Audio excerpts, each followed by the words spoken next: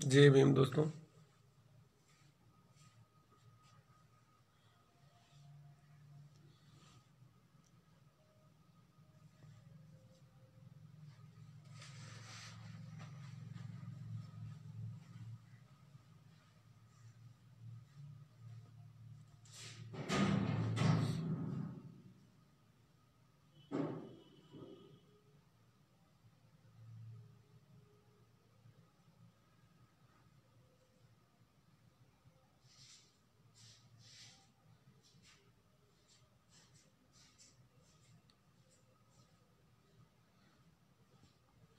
साथियों,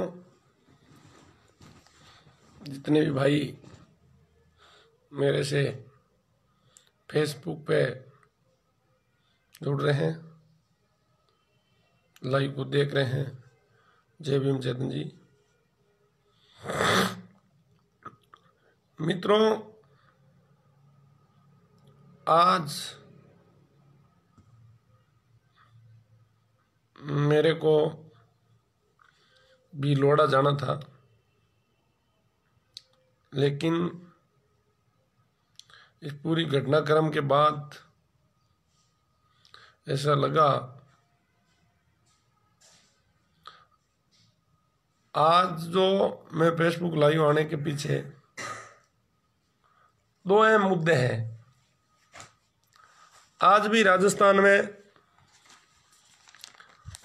पहले कांग्रेस बीजेपी की सरकार थी, उन्होंने भी खूब अनुसूचित जाति के लोगों पर अत्याचार किया।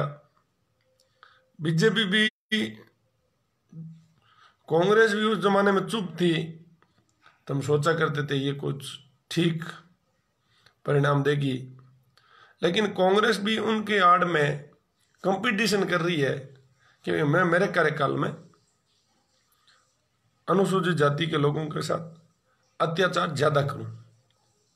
सरकार बने हुए मात्र 2-3 महीने हुए हैं और उनके बाद 10 घटना, चाहे बालेश्वर की हो, चित्तौड़ की हो, आए दिन अखबार में जब खोलते हैं तो स्टेट फर्स्ट पे एक गंभीर न्यूज मिलती है कि दलित युवक को घोड़ी से उतारा।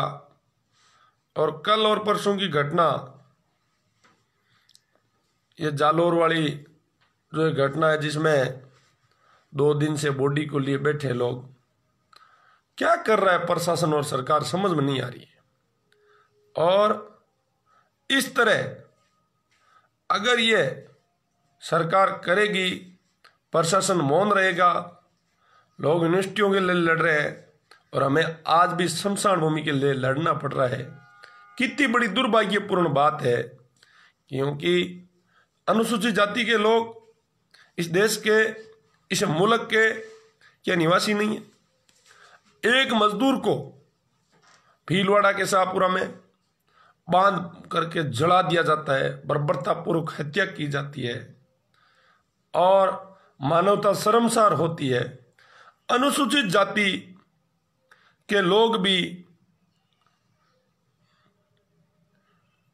भी आज जितने नेता बने बैठे हैं, हमेशा से एकादा विधायक एक्स्ट्रा गया है और पार्लियामेंट में भी कई केंद्र में मंत्री है। मैं निकमों को धिक्कार देता हूं कि राजस्थान में इस प्रकार से अनुसूचित जाति और जनजाति के साथ आज भी शमशान भूमि के लिए आज भी जिंदे मजदूरों को जलाया जाता है। आपका इस सीट पे रहना मेरे हिसाब से व्यर्थ है। अगर कुछ दम रखते हो, अपना जमीर जिंदा रखते हो, तो इस मुद्दे पे बोलना चाहिए और वहां जाकर के लड़ना चाहिए। अगर राजस्थान में इस हिसाब से अन्याय जो बढ़ रहा है, अत्याचार जो बढ़ रहा है, सरकार चाहे कांग्रेस और बीजेपी दोनों में मेरे हिसाब से कोई फर्क नहीं दिख रहा है। क्योंकि इन्होंने जो 2 महीनों में अत्याचार की झड़ी लगा दी, चाहे बालेश्वर हो, चाहे चित्तौड़ में हो, चाहे अपने जालोर की घटना हो, भीलवाड़ा की घटना हो, और अभी तक संपूर्ण राज शुरू ही नहीं हुआ तो इन लोगों ने कंपटीशन शुरू कर दिया। और जो कांग्रेस को दलित नेता बन के अपने आप में घूमते हैं, ये कहते हैं कि शेड्यूल कास्ट कांग्रेस की हितैषी पार्टी है, मैं उन मित्रों को कहना चाहता हूं, उन नेताओं को कहना चाहता हूं कि नेताजी आने वाला जो समय है उसमें आप समझ जाए, और ऐसे लोगों पे आप अगर भरोसा करोगे तो रिजल्ट यही मिलेगा मित्रों। इसलिए मेरा आपसे निवेदन है कि आज जो ये घटनाक्रम हुआ है, सरकार को भी मैं और आप सब ये चेताएंगे कि अगर उसमें जो दोषी बड़ा चाहे नेता कोई सी पार्टी का है, चाहे कांग्रेस का है चाहे बीजेपी का है, अगर उसमें दोषियों को गिरफ्तार नहीं किया गया और जालौर जैसी दोबारा कई घटना देखने में मिली तो हमें चाहे रोड पर लड़ना पड़े चाहे और भी कुछ करना पड़े, हम इस प्रदेश में लड़ने वाले लोगों में से शामिल होना चाहते हैं। और आप लोगों से भी निवेदन है, जहां अन्याय और अत्याचार होता है आपको भी अपनी जगह लड़ना चाहिए। और ये जो चाटुकर्ता करने वाले नेता है, आज बीकानेर लोकसभा की सीट देख लो, 85-86 मिल जाएंगे आपको, कांग्रेस के हम दलाल हैं। अरे मित्रों, जब अन्याय और अत्याचार की बात होती है वहां आप क्या कर रहे हो, उसमें आपको बोलने की जरूरत है, समझने की जरूरत है और वहां जाने की जरूरत है। अगर असेंबली में नहीं बोल सकते, आप एक अपना स्टेटमेंट देके बताएं, आप वहां जाए मौके पर। इससे बड़ी हमारे साथ घटना क्या होगी बताओ। दुख होता है मित्रों, ये अपने आप में जब नेता बड़े घूमते हैं और ये कहते हैं कि हम केंद्र में मंत्री, हम समाज के हितैषी हैं, शेड्यूल कास्ट के प्रतिनिधित्व करने वाले लोग हैं। अर्जुन मेघवाल जैसे लोग अनपढ़ थोड़ी हैं, ये जानबूझ करके गुलामी करते हैं। अगर ये आईएएस रहा हुआ आदमी एक शब्द, ये पहले तो कहता था मेरी सरकार है, अब तो कांग्रेस की सरकार, बीजेपी का मंत्री है, एक स्टेटमेंट दे दे और एक एसपी को फोन करे तो क्या इनकी बात मानी नहीं जाती? लेकिन इनमें चापलूसी करने की खून में बढ़ गई अब, और इन लोगों ने एक ध्येय बना लिया कि हमारा काम अगर चापलूसी करने से बन रहा है, यह जो इस अनुसूचित जाति के समाज को इन्होंने सिर्फ यहां तक सीमित कर दिया कि यह जब मैं जीत के आऊं तो मेरी माला पहनाते रहे, बस, इसके अलावा इनका कोई काम नहीं है।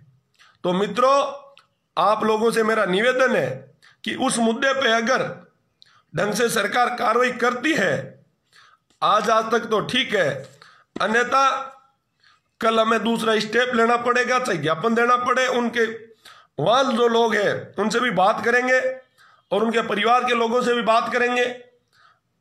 अगर इसमें कितनी सच्चाई है और सच्चाई पे अगर पुलिस नहीं चल रही है तो फिर अपने को दूसरा स्टेप भी लेना पड़ेगा। इन्हीं शब्दों के साथ जय भीम, जय भारत, नमो बुद्धाय।